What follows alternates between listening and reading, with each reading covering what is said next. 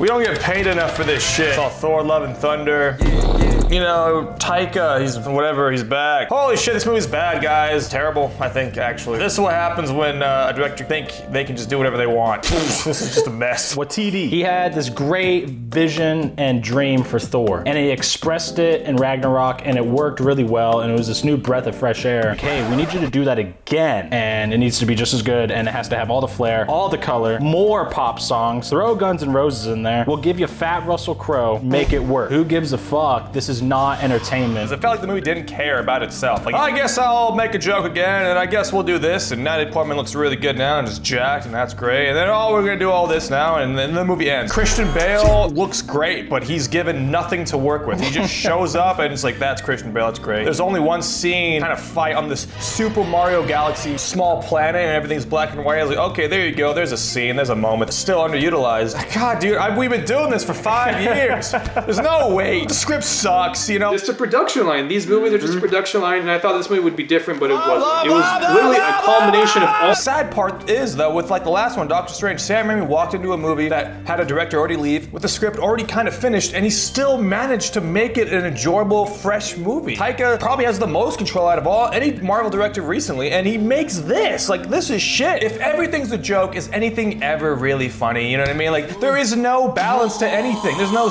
balance to the script here. Like, I felt like I was watching like the first draft of the script, but like visualized. The first maybe 30, 40 minutes, there's that Ragnarok, you know, stuff. You're like, maybe I might enjoy it, but you don't. And it just falls apart, and it just keeps falling down this rocky hill and hitting every goddamn rock on the way down. Yeah, the movie ends like Shazam. Ugh. Just a bunch of kids get some superpowers, and you're just like, dude, what the fuck, man? Fuck me, there was so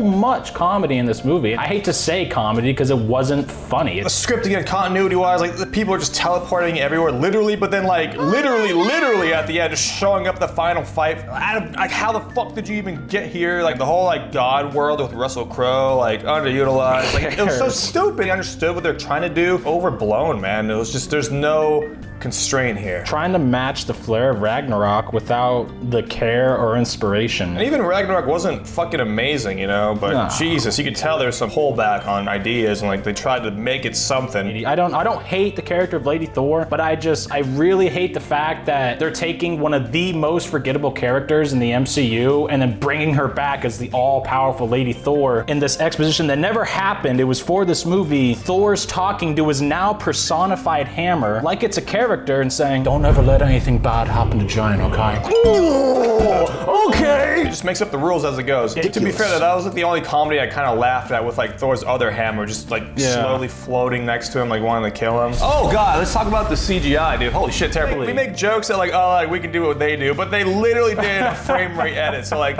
Reece, like, I'm Thor, I'm just talking.